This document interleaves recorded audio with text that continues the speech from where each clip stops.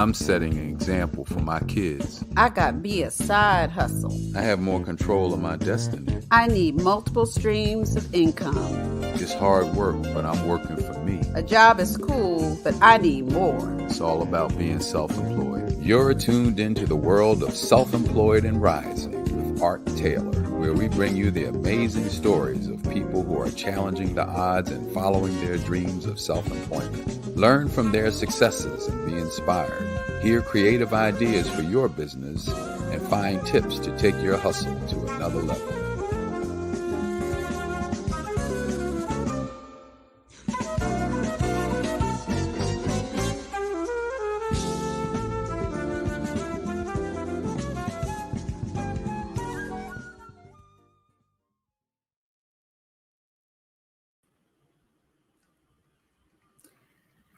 Welcome to our show, everyone. You're here with me, Art Taylor, your host of Self-Employed and Rising. And this is the show where we get to feature and showcase people who are out there on the front lines owning and running their businesses. And our whole purpose of this show is to let everyone know that these, in my opinion, are heroes. They represent the soul of our country. And they need our support, love, and we're going to give it to them on this show. And for all of you who are thinking about starting a business, you're going to be inspired to maybe take that step that will get you to that place where you too are a business owner. So with me today, my guest today is a very special friend, Roger Lasef, who owns Roger Lasef Security in Philadelphia. How are you, Roger? I'm doing fine, Art. And we're going to talk with Roger about his journey. He's been doing this for 24 years, and he has a lot of stories to tell, and we're going to get to all of them. First, Roger, I wanted to just open up by just asking you, how did you even think to start a security firm? Well, I've been in law enforcement for about 35 years. Actually cut my teeth in Atlanta, Georgia, as a state police, transferred within the prison system, moved up the ranks there, eventually moved back home to Philadelphia, and took a job in corporate America.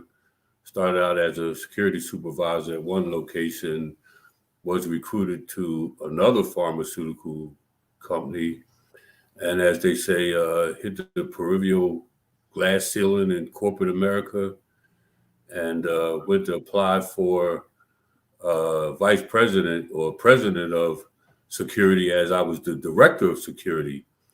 And that glass ceiling told me it's not going to happen.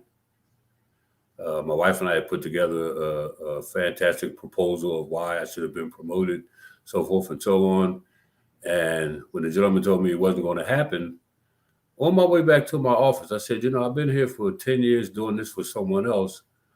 I could start my own business.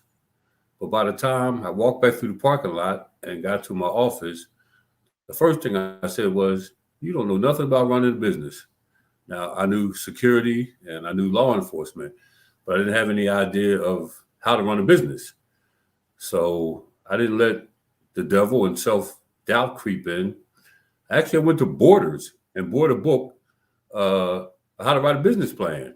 So as I'm standing in the aisle in Borders and I'm reading the book, I'm like, well, okay, I'm an HBC graduate, Cheney State University, and educational school. I know how to write a lesson plan. I can write a business plan. So I did. Went to a few seminars.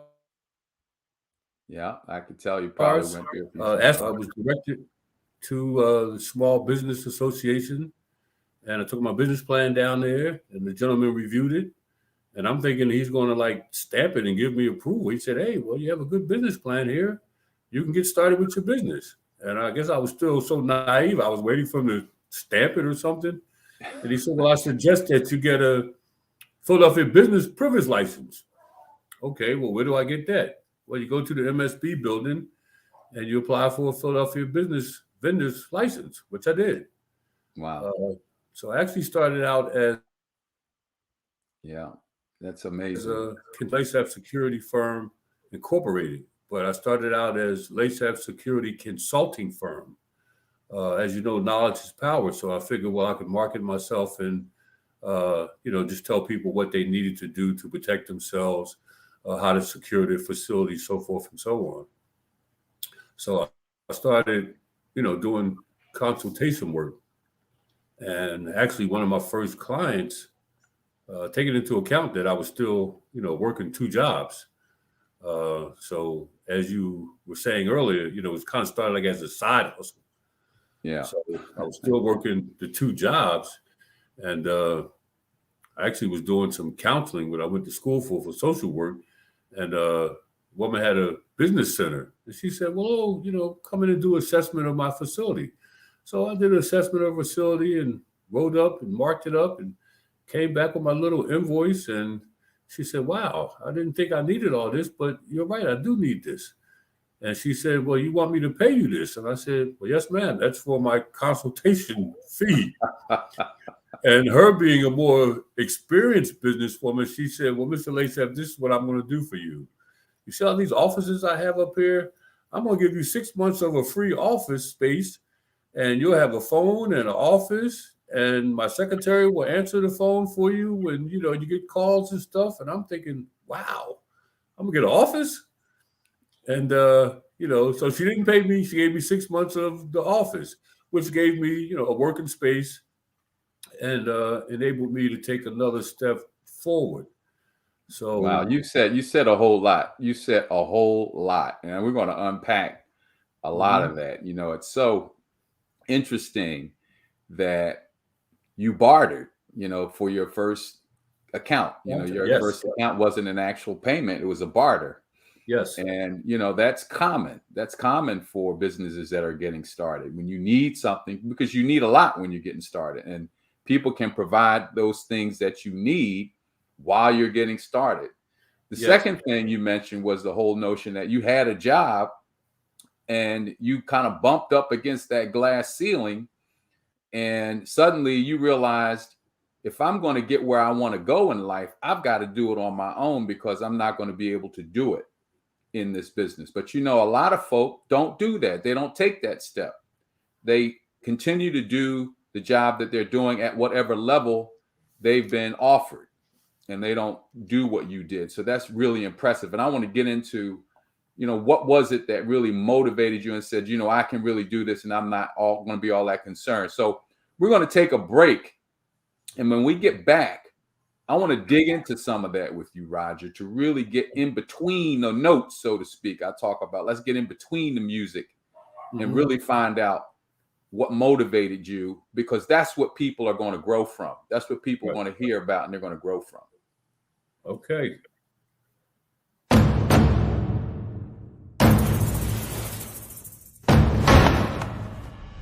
Time.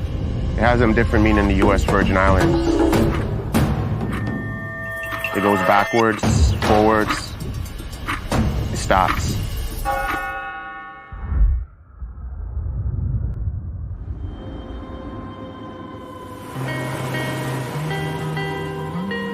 St. Croix is rooted in history. So much of it still remains untouched.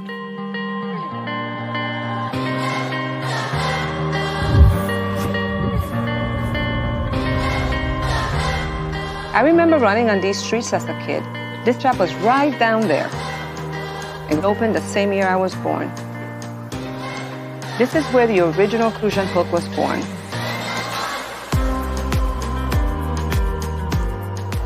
It's the symbol of these islands. And I wanted to have my hands in that very same history. I want to be able to pass it down to my family while still putting a new spin on it. The U.S. Virgin Islands, we have an amazing culture that developed over time from all over the world.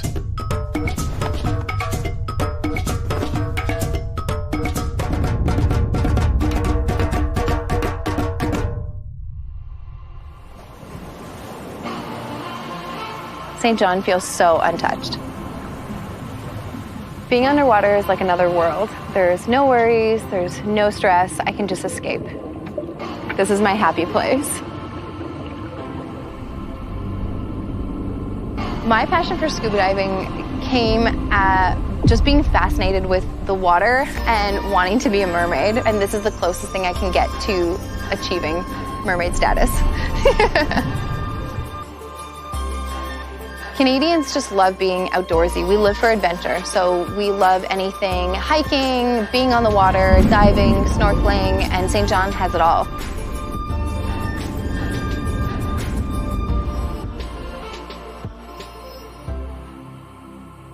It's like some spirit is protecting the island and keeping them raw.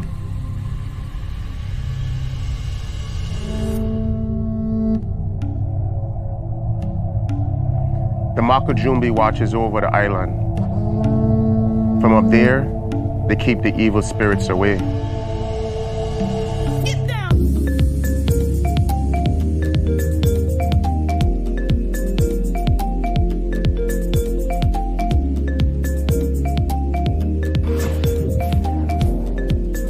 The nightlife in St. Thomas is absolutely amazing.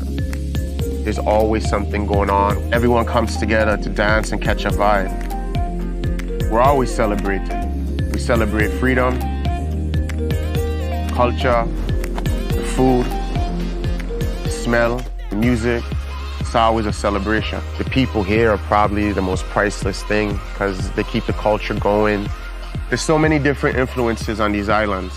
Food from all kinds of countries coming together in new dishes. All of us came from somewhere, but all of we call this home. The VI is a new melting pot.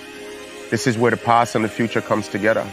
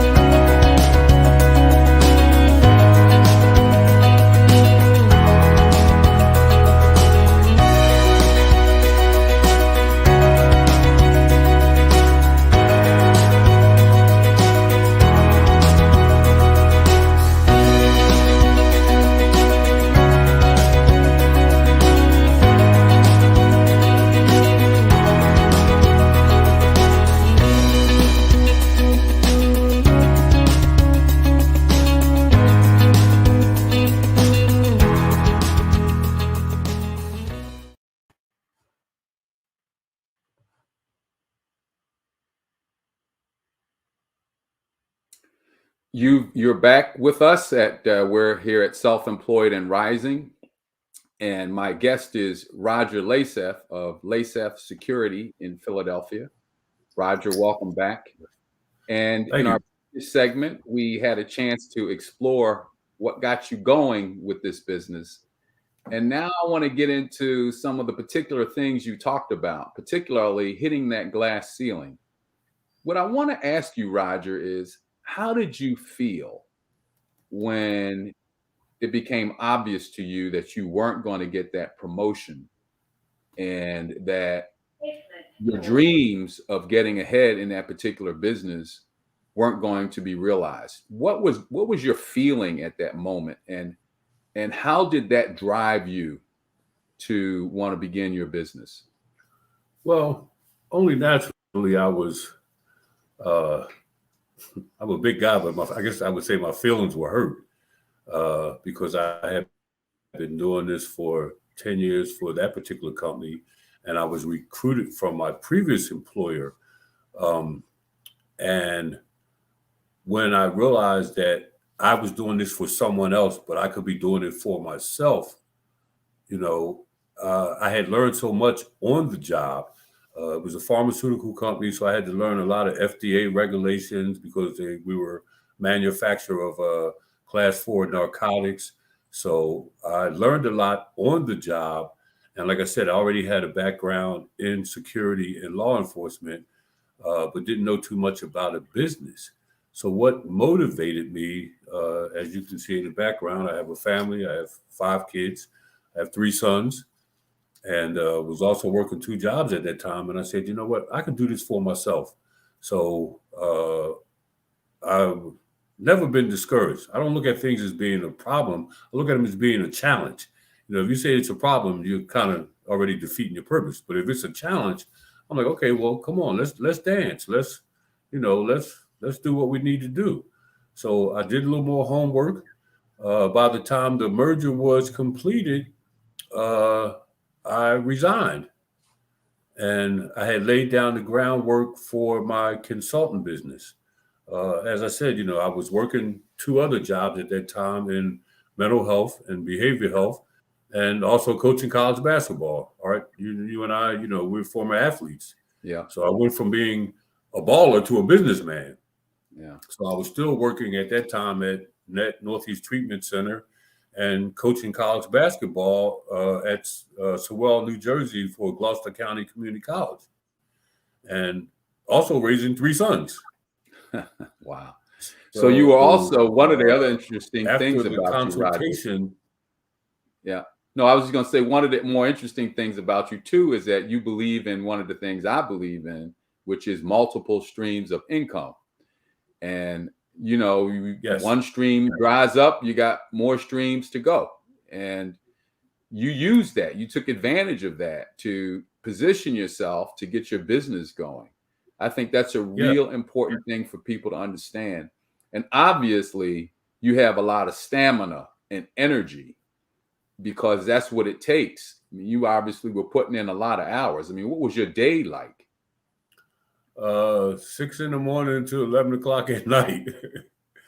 It was a full day, 7 days a week. I always tell the story. I worked 3 jobs, 7 days a week for 3 years straight. 3 jobs, 7 days a week for 3 years straight. So when I left corporate America, I took my money out my 401k and rolled it into, you know, starting a business.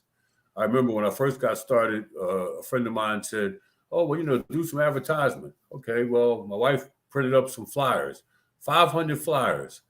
And I said to my buddy, what am I going to do with 500 flyers? I don't even know 500 people. He said, Raj, give every one of them out. And if you get 1 phone call, that's 1 more than you have. And I said, wow, okay. So I started handing them out everywhere I went. And social networking and, you know, just networking with various organizations and entities. I remember going to different functions and putting all my flyers out on the table and watching people take them and throw them away or ball them up. And I said, well, you know what? I'm not going to get discouraged with that. I had a dream of, you know, owning my own business. And once I did the groundwork, I couldn't see how it was going to develop. So I continued to work the other 2 jobs, and through business networking, you know, talking with guys like you, Art, and different people in the Philadelphia community through my basketball, my church, Enon Church, which actually gave me my first contract. I was on the board of trustees at Enon, and they came to me and said, well, you know, Roger, you own a security company. We need security. And I'm like, well, no, I couldn't see myself doing it there because it was God's house. But lo and behold, my major motto is we make it our business to protect God's people and God's property. I've been blessed that over the last 10, 15 years, I've had 15 to 18 different contacts, 20 contracts throughout the city of Philadelphia, and 7 or 8 of them are faith-based organizations, Christian facilities. Yeah. So I found a particular market niche with that. And you say, what motivated me? You know, I asked God to help me grow my business so I could take care of my family. Like I said, raising 3 sons. My wife was a full-time educator. I'm working. And when I looked at little different things, like my wife said, well, this one needs sneakers, and this one needs socks, and this one needs shirts. And I remember a particular day, we bought the oldest one sneakers, and a month later, she said, well, he needs new sneakers. I'm like, wait a minute, no. She said, well, he's growing. His foot's not a 10 anymore, it's a 12. Yeah. And I'm like, these boys are growing so fast. I got to get another stream of income. Yeah. Well, let me ask you this, because I think it's so important. You mentioned the flyers, those flyers, and as you can see, Bounce Back, your book is up. You wrote a book too. We'll get into that a little bit. Right. But, you handed out these flyers and you could see people literally balling them up and throwing them in the trash. Yeah. And yet you persisted. You didn't let that disappointment or that feeling that you could very easily get that maybe people don't see this as relevant or viable, or they don't believe I can do it, or I don't have anything to offer, which you could get from that. You didn't let that get to you, and you persisted. I just want to hold that up, because for some people, when they see that kind of thing happens, they back off and they get, sort of into a feeling of, I'm not the one to do this. Who am I to do this? And you didn't. So you obviously have somewhat of a strong constitution. I don't know if that comes from being a basketball player where, you win some and you lose some. Yeah. Or, you just had to knew you had to do this in order to get where you wanted to be. Yeah. As you say, that never quitting spirit. I played basketball. I played for John Chaney. And most people in the Philadelphia area know who John Chaney. Well, most people in the world know who John Chaney. Find a way to win. Yeah. Yes. But he always taught us to find a way to win in all situations. And that motto transitioned from basketball into my business. I remember one of my business mentors. I know you asked me about business mentors. I remember the guy said, "Rise, don't take it personal. It's business. Just move on to the next one."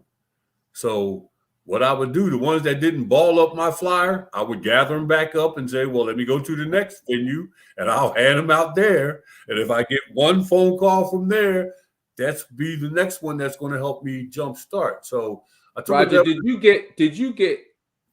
did people tell you, man, what are you doing? You're not going to be successful at this. You need to go get a job. Anybody really just try to discourage you from starting a business? Yes. And it got even deeper because remember, I said I worked 3 jobs 7 days a week. Yeah. I am a professional in my field, in my social work field. And when I left Department of Human Services for the city of Philadelphia as a child protective worker, I remember a young lady said to me, "How you going to leave your job? You got a car. I know you have a house. I met your family. You got kids." She said, "I got a car and apartment. I'm not leaving my job." And I said, well, first of all, I'm stepping out on faith. It took me 2 years to ask my wife, can I leave my job? Yeah. Till she finally said, let's get into that in a minute. That's a good point to take a little break, because I know that it had to be tough even to come to your wife and say, honey, guess what I'm getting ready to do? I'm going to branch out and start this business. Obviously for you, you didn't have a wife who wasn't with you on that, although maybe she had her doubts too. I want to hear about that when we end this break. But I have to tell you, it takes a lot to overcome the place that people want to put you. A lot of people want to put you where they are. And your head was somewhere else. And I just think it's really important to recognize and to be strong enough to say, no, that may work for you, but it's not working for me. That's not where I want to be. And people who are on the fences right now thinking about starting their business, I'm sure they're hearing a lot of that. And it doesn't mean you just jump off and do something really wild, right? It doesn't mean that. It means that you plan in such a way that you can manage things to the best of your ability. But by the same token, you don't let other people, and you obviously didn't, determine where you would go with your life and what you would do to earn a living for yourself and your family. So when we come back from this break, we're going to get into some more conversation with Roger Lasef, the founder of Lasef Security.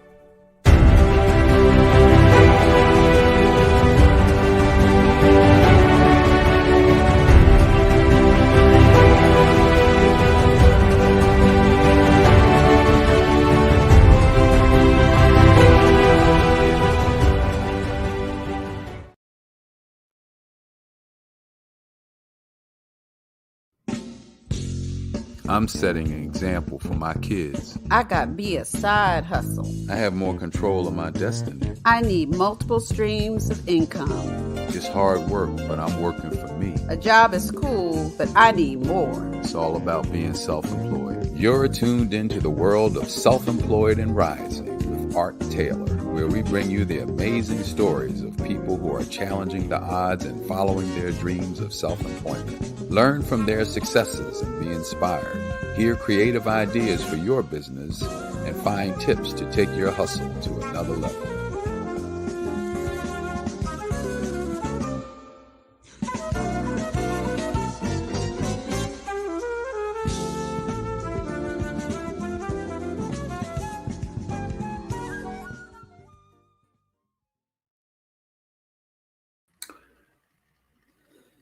Welcome back to Self-Employed and Rising. I'm here with my guest, Roger Laseth, who is the founder and proprietor of Laseth Security. And we've been having a wide-ranging conversation with Roger about how his business got started, what motivated it, what keeps him in the business now these 24 years. And Roger wrote a book, and I want to have you talk to us a little bit about your book, Roger. It's called Bouncing Back. I guess the bouncing part comes from your experience as a basketball player, a quite strong basketball player, I should say, back in the day in Philadelphia. But tell me about your book, Roger. What was what's behind it? What's the central theme of your book? Well, it's actually rebound and bounce back. As you alluded to, I was a baller, and I was known for rebounding. But life is such that, sometimes life throws you curves, and sometimes you have to take 2 steps backwards in order to take 1 step forward. So I started writing the book. It's a semi-autobiography about my life through sports and athletics, and then rebounding and bounce back through life challenges. And it's geared toward youth, 13 through 18, to give them some guidance and direction. I am where I'm at today because someone gave me guidance and directions. I'm a product of the Wissahickon Boys Club. I'm a product of your mentor, Reverend Leon Sullivan, the Sullivan Principles in Business, the Sunny Hill Basketball League in Philadelphia, and playing ball for John Chaney and winning a national title. He always taught us, find a way to win, and either you win or you learn. There is no losing in my life. Either I win or I learn. And even if I lose, I still win because I learned. But you have to be open to those things. So I wrote the book to encourage and motivate youth in my way of giving back as an African-American male, a man that was raising 3 sons. And, my sons lived in my shadows of, a baller. Everybody knows me. More people know me as Bird than Roger Laseth. You say Roger Laseth, they're like, who? But when you say Bird, they say, oh, yeah, I know Bird. Little Bird. Yeah, Little Bird. I started out being Little Bird at 6'8". So my book was, as you said, another stream of income. And when I first started marketing the book, I remember one publisher tell me, well, if you knew 500 people, 1,000 people, that's no money. And I said, well, I'm not writing the book to make money. I finished the book about 8 years ago when my mother passed. And I said, I had 2 or 3 book signings and I made some money. And I said, what can I do with this money? My business had been coming along and being successful. And after my mother passed and I completed the manuscript, I said, you know what? My mother was big on education. She always pushed me and my siblings to get a good education. So I sold the book to various entities and started a scholarship in my mother's name at her home church in South Carolina to give back to underprivileged kids in that particular area. We give a small stipend every year through the sale of my book and the proceeds from my business to help fund education for a graduating senior on their way to college. Man, fantastic. Yeah. It's called Rebound and Bouncing Back. Yes, from life challenges. From life's challenges. It's a great Yeah. theme because we all have our need to rebound and bounce back, especially if you're trying to start a business. In fact, there's a question that came up from one of the viewers, Roger, and I'd like to give it to you. It's, do you have any agencies or organizations that you turn to when you're feeling like, man, I'm going to quit this. I can't keep this up. Have there been particular places that you've turned to keep your motivation level up? Well, first with me personally, it's a it's a faith walk. I grew up in the church all my life, and two things had always been consistent in my life: my parents and God, even when I wasn't using them. So after losing my parents, I realized I had to rely on my faith even more so. So that's a self-motivating factor, and I would strongly suggest that anyone find a God of their understanding and build your faith. And then I surrounded myself with positive people, people that believed in me, people that encouraged me and motivated me and challenged me. And it started at home with my wife. You asked me about my wife, I asked her for 2 years, can I leave my job? Can I leave my job? She finally said, I told you can leave the job. She said, I will give you a year to go and do this business thing. Well, Art, I looked up after a year, and my wife said one morning, I think you need to go get a job. And I said, but you was giving me a year. She said, hun, it's been a year. Oh, wow. And at that time, it was interesting because my oldest son was a graduating senior from Masterman and on his way to college. And I was able to say to my sons, I'm going back to a career, not just a job, because, I have a undergraduate degree and hours toward a master's. So I was going back to a career, not just a job. So I took a job with the city of Philadelphia and continued to coach college basketball. And as my business continued to grow, after 7 years of working for the city of Philadelphia, I stepped out on faith once again and left my job just to do my business. The man in me said, you got to go after 5 contracts, but you got to get 3 to supplement your income from what you were losing from your job. You got to go after 5, but you have to obtain 3. The thing about it, I didn't know where to even look for the 5. But I said, I got to get 3 because I was making $60,000, $70,000 in overtime on my day job. God's grace and mercy bought me 5 contracts because I threw myself into my business full time, networking, getting out, pounding the pavement, advertisement, word of mouth. The 1 or 2 contracts I had at that time, being able to provide a quality service, which was very important, providing a quality service. God's grace and mercy gave me 5. I only wanted 3. He gave me 5. But the challenge then was, I said, oh my God, sometimes you ask for something for God and you give it to you got to pray for his removal. But I sat back and my wife said, and that's the thing of having a good wife. Well, hire some people. And I said, hey, that's what I can do. Because in a sense, I had almost been like a one-man show, an entrepreneur. And we talked about that previously. There's a difference between an entrepreneur and a businessman. I started out as an entrepreneur. I took my 401k, I put it into my business. I continued to cut my teeth on my job. When that ended, I continued to work the other 2 jobs, take care of my family, and kind of just parlayed that into the next phase, the next step.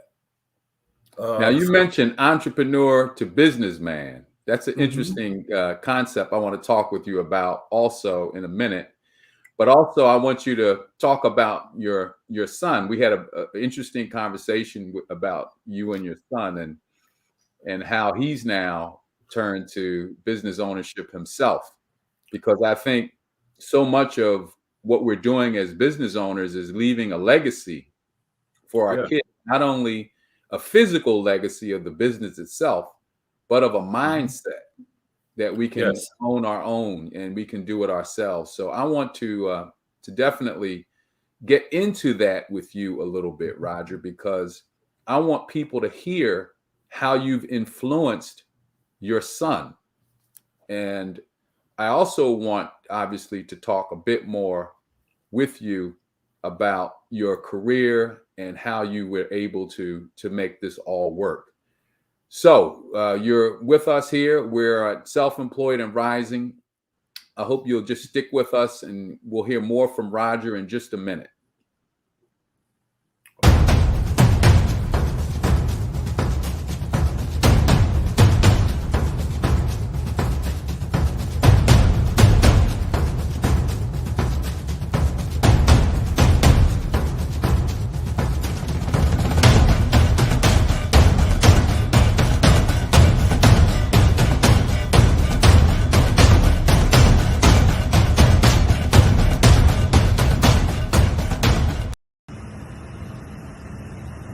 Security on duty, called to duty at Progress Plaza due to vandalism.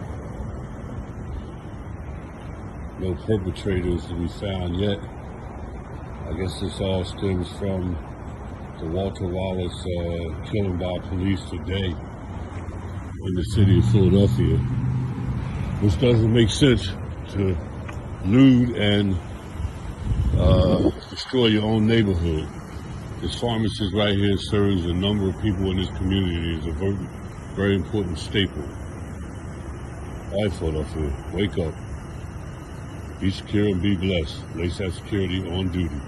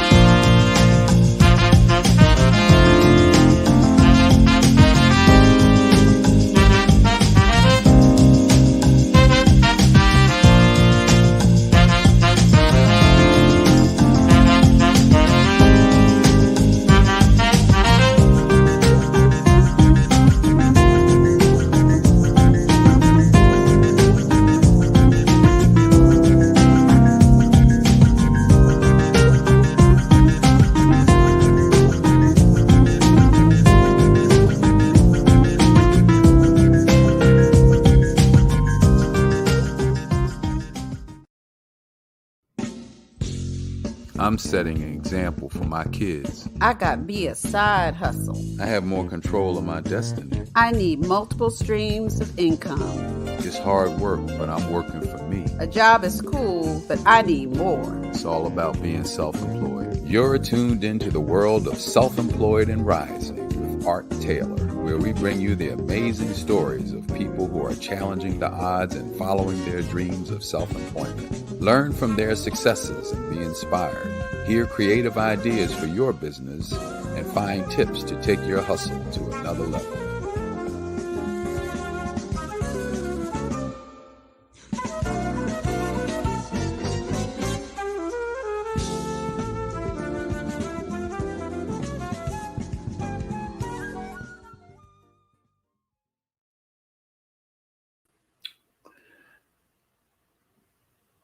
Welcome back to Self-Employed and Rising. I'm Art Taylor, your host. And with me today is Roger Laseth, who is the proprietor and founder of Laseth Security in Philadelphia. We've been having a great conversation about Roger's journey in his business. And before we went to break, and actually during the break, there was a video that was played, and I want to talk about that video for just a minute. That video was shot at a historic place in Philadelphia, Progress Plaza. Progress Plaza is important because it was the first Black-owned shopping center ever put together in a major city. It was organized by the Reverend Leon Sullivan, who started an organization called OIC, but this plaza was put together, this shopping plaza was put together in 1964, I think it was. And it was organized and funded by his parishioners in his church, who all agreed to donate $10 a month for 36 months, if you can believe that. He got his parishioners to donate $10 a month for 36 months. And they used that money as the down payment for the financing they needed to develop that site in North Philadelphia, where it still stands to this day. And so when I saw the vandalism, Roger, you can imagine it kind of set my heart off rhythm a little bit, simply because I know, how important that community, that shopping center is to that community. Yes, sir. And it's great that you have you had a contract there to do some work as well, because that is also part of Reverend Sullivan's dream. Mm-hmm. Well, Roger, I wanted to get back into your family just a little bit. In fact, we had one question that came up from one of our guests who wanted to know, it took you 2 years to convince your wife to let you do this full time. What was it that ultimately convinced her to do it, or to give you that sort of go ahead? Well, her belief in me, and as she said, the man that I was, and being a man of my word. And I told her that if she gave me a year, and that if it didn't work, I would get another job, because, like I said, I worked 3 jobs, 7 days a week for 3 years. Even more importantly, she believed in me. I saw the particular question, and they wanted to know, was it income? Yes, it was a part of the income just as well.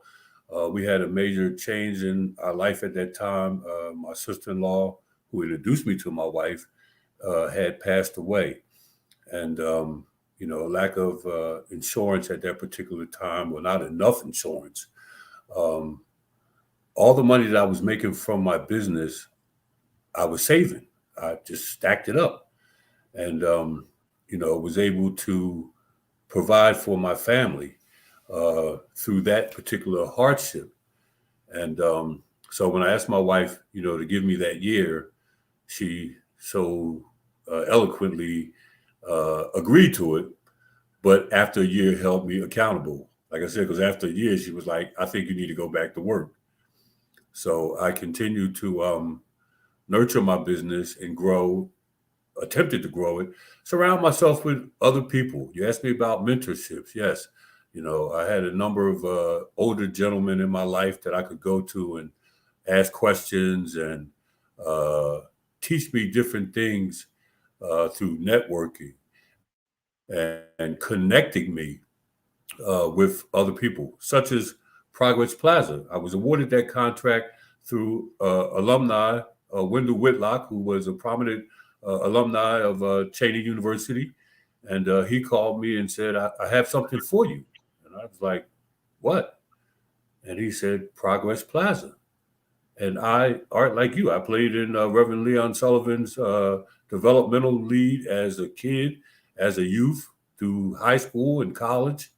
And I was so honored that someone thought that I could be worthy to provide services to such a prestigious, We got you. prestigious facility, because I knew the history of it. You know, I'm born and raised in Philadelphia. And when I looked at it, I said, oh boy, this is retail, you know, and in retail, you know, in security, you know, you have theft, you have pilfering, you have, you know, you got to deal with the public. I mean, 24 years in business and law enforcement, you name it, I've done it. So I was a little apprehensive, but I looked at the golden opportunity. And once again, I said, this is going to help me take care of my family a little bit more, and I'll be able to give other people jobs. So that was the part we talked about, moving from entrepreneurship to being a business owner, because about that time I had maybe 5, 6 contracts, maybe 7 or 8. And I kept saying, wow, you know, I was growing in leaps and bounds. When I first started out, everybody was a general contractor. They were 1099s. And one of my business development people said, well, Mr. Lasaf, you know, these people work for you. And I'm like, yeah, and I'm paying them. And I had a business development person at that time, and she said, well, these people are your employees. They're not 1099 contractors. So I talked to a lawyer friend, and she said, yes. I realized there was a 5-point particulars that if my client had an issue or concern, did they go to the officer assigned to the site? No, they came to me. And I had to rectify it or, you know, resolve the issue. So the attorney, one of the first questions, asked me, I hope you're not keeping all these people money. I'm like, no, they're getting all their money. But she explained the principle to me that they are my employees.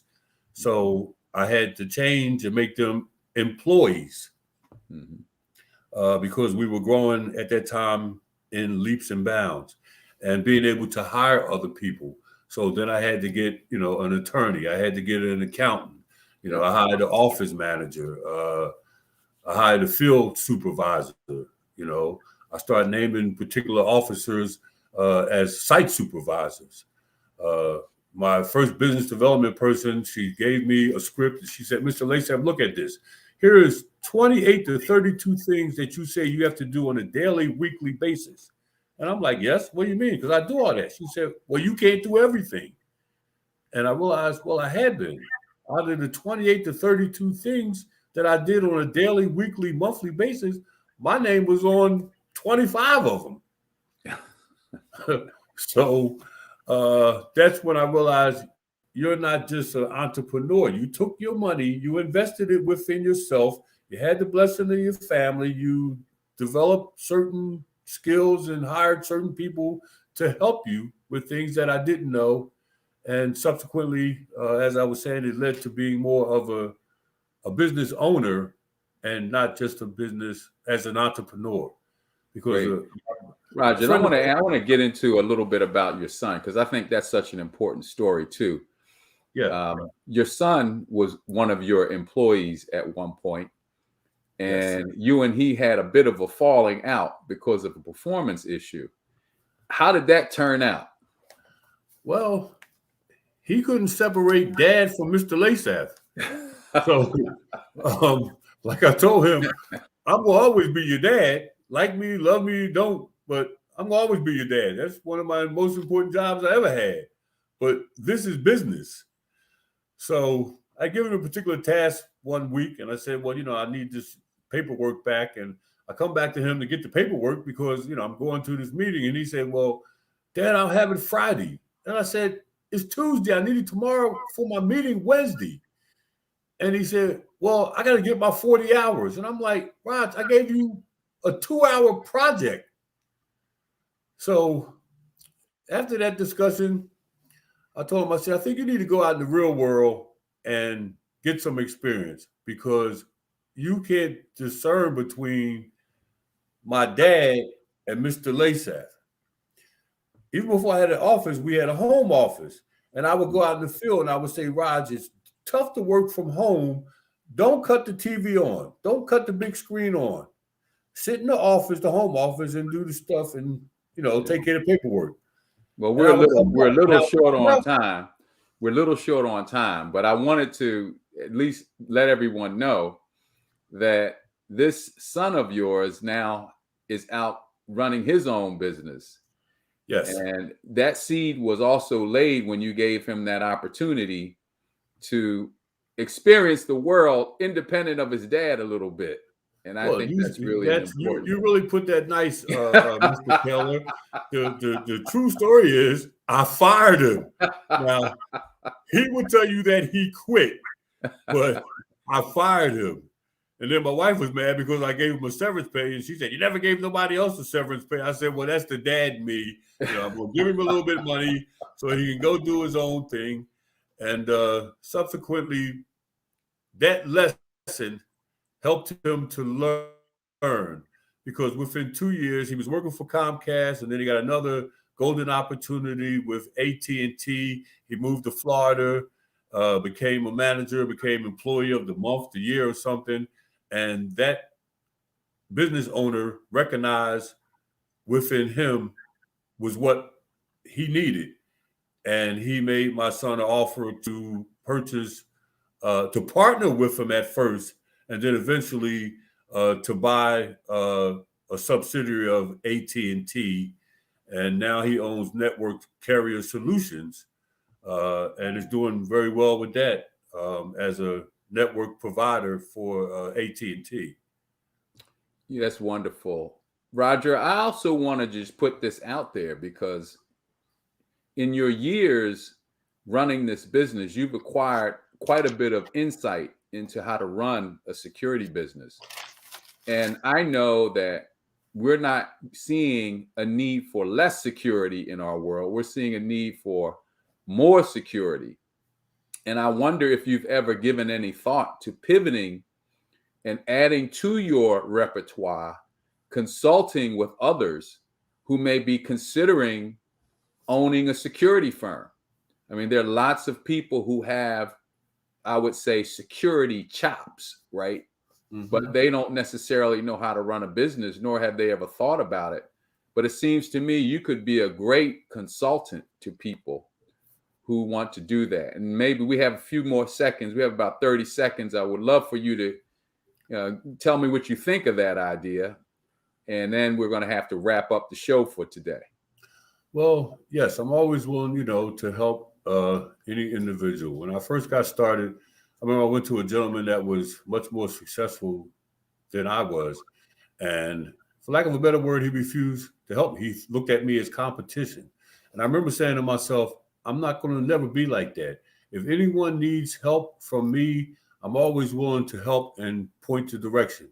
As you were just alluding to, security has grown so much since 9/11 and everything that's going on in society. Yes, it's a wide open field. It's one of the fastest growing business opportunities out here, because everybody needs security, be it cybersecurity, be it manpower, be it consultation of what do you need to do when you go out in society to protect yourself. Yeah, well, I'm gonna just put this thought into the world, that somebody listening to this show is going to reach out and say, "Can I talk to Roger about getting a security business started?" And you're going to make some money doing that too, my friend. Well, listen, we're right at the end here, and I just wanted to thank you, Roger, for being so willing to be my first guest on the show. As you can see, you have a lot to share, and I know our guests have learned a lot about what it takes to not only run a security firm, but they also know how to run a business better now because of some of the important intangibles that you mentioned during this show. So I really appreciate your willingness to open up and to get between the keys, so to speak, to really bring out the music that helps your business play such a beautiful symphony. And to all of our guests, I hope you'll stay tuned for future episodes. Send us your ideas for different things you might want to know, and we will make sure that we bring you guests who can deliver that information to you. Thank you all very much. And now we'll end the show with a wonderful thought that I have for all of you. You'll never know if you can do something unless you try.